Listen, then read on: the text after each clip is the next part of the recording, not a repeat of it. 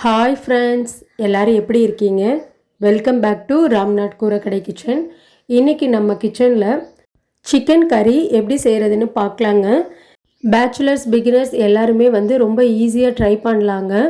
அதே மாதிரி இந்த சிக்கன் கறி சூடான சாதம், சப்பாத்தி, தோசை, நான் இந்த மாதிரி வெரைட்டிஸுக்குமே வச்சு சாப்பிட்றதுக்கு நல்லாயிருக்குங்க.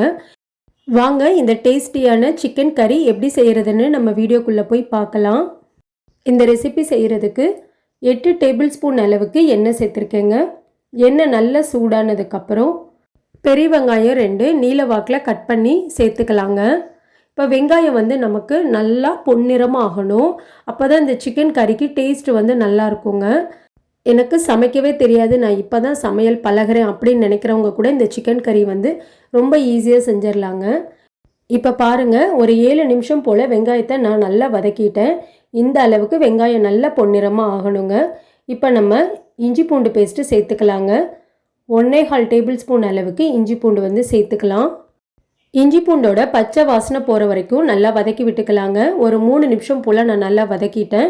இப்போ தக்காளியும் பச்சை மிளகாவும் சேர்த்துக்கலாங்க. மீடியம் சைஸ் தக்காளி 2 எடுத்துருக்கேங்க. ஒரு பச்சை மிளகா சின்ன சின்ன பீசஸாக கட் பண்ணி சேர்த்துக்கிறேன். பச்சை மிளகா உங்களுக்கு இன்னும் வேணும்னா இன்னும் ஒரு 2 பச்சை மிளகா கூட சேர்த்துக்கலாங்க. இப்போ 1/4 டீஸ்பூன் அளவுக்கு மஞ்சத்தூள் சேர்த்துட்டு நல்லா வதக்கி விட்டுக்கலாம். நம்ம மிளகாத்தூள் அதுக்கப்புறம் சேர்க்க போகிறோங்க. அதனால் பச்சை மிளகாயோட அளவை நான் கம்மி பண்ணியிருக்கேன். உங்கள் காரத்துக்கு தகுந்த அளவுக்கு நீங்கள் பச்சை மிளகா அதிகமாக சேர்த்துக்கலாம். தக்காளி நமக்கு நல்லா இந்த அளவுக்கு மசிஞ்சிடணுங்க. அப்போ தான் டேஸ்ட்டு நல்லாயிருக்கும். இப்போ இந்த ஸ்டேஜில் நம்ம சிக்கன் சேர்த்துக்கலாங்க. நான் 300 கிராம் அளவுக்கு சிக்கன் போன்லெஸ் ரெண்டுமே கலந்து தான் எடுத்து வச்சுருக்கேன். மீடியம் சைஸ் பீசஸாக கட் பண்ணி சேர்த்துருக்கேங்க. சிக்கன் நமக்கு எண்ணெயில் நல்லா வதங்கிடணுங்க. இப்போ சிக்கனுக்கு தேவையான அளவு மட்டும் உப்பு நான் சேர்த்துக்கிறேங்க. உப்பு சேர்த்துட்டு நல்லா மிக்ஸ் பண்ணி விட்டுக்கலாங்க. தக்காளி, வெங்காயம், மஞ்சத்தூளோட நல்லா சிக்கன் மிக்ஸ் ஆகட்டும். இப்போ இந்த அளவுக்கு நல்லா கலந்து விட்டாச்சு. இப்போ நம்ம மசாலாத்தூள் சேர்த்துக்கலாங்க. 3/4 டேபிள் ஸ்பூன் அளவுக்கு மிளகாத்தூள் சேர்த்துக்கலாங்க. நீங்கள் உங்கள் காரத்துக்கு தகுந்த அளவுக்கு மிளகாத்தூள் சேர்த்துக்கோங்க. 1 டேபிள் ஸ்பூன் அளவுக்கு சிக்கன் மசாலா சேர்த்துக்கிறேங்க. நம்ம சேனலில் சிக்கன் மட்டன் மசாலா எப்படி அரைக்கிறதுன்ற வீடியோ நான் போட்டிருக்கேங்க. நீங்கள் பார்க்கலைன்னா செக் பண்ணி பாருங்கள். நான் டிஸ்கிரிப்ஷன்லேயே லிங்க் கொடுக்குறேன். இப்போது மிளகாத்தூள், சிக்கன் தூள் ரெண்டையுமே நல்லா மிக்ஸ் பண்ணி விட்டுக்கலாங்க. சிக்கன்லேருந்து நல்லா எண்ணெய் பிரிஞ்சு வரட்டும். ஒரு 5 நிமிஷம் போல் நம்ம அப்படியே விட்டுறலாங்க.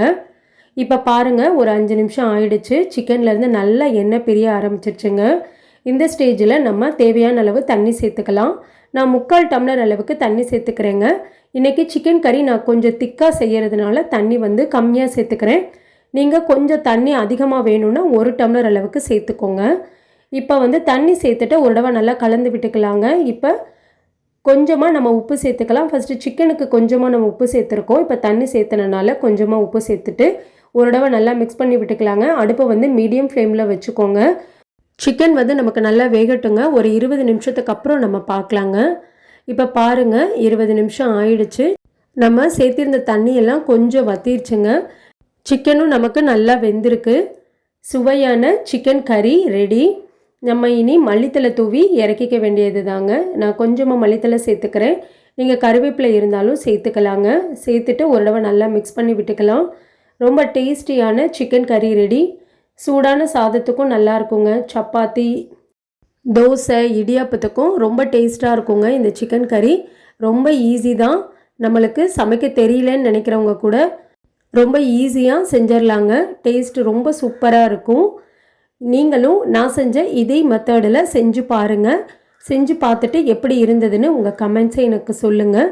நீங்கள் இப்போ தான் நம்ம சேனலை ஃபர்ஸ்ட் டைம் பார்க்குறீங்கன்னா ராம்நாத் கூரக்கடை கிச்சனை சப்ஸ்கிரைப் பண்ணிக்கோங்க. பக்கத்தில் இருக்க பெல் ஐக்கானை கிளிக் பண்ணிவிட்டு ஆல்ன்ற ஆப்ஷனை டிக் பண்ணிக்கோங்க. அப்போ தான் நான் போடுற புது ரெசிபீஸ் நோட்டிஃபிகேஷனில் உங்களுக்கு உடனுக்குடனே வரும். இந்த வீடியோ உங்களுக்கு பிடிச்சிருந்ததுன்னா லைக் பண்ணுங்கள். உங்கள் ஃப்ரெண்ட்ஸ் அண்ட் ஃபேமிலிக்கும் ஷேர் பண்ணுங்கள். இனி நான் வேறு ஒரு இன்ட்ரெஸ்டிங்கான ரெசிப்பியில் உங்களை பார்க்குறேன். தேங்க்யூ.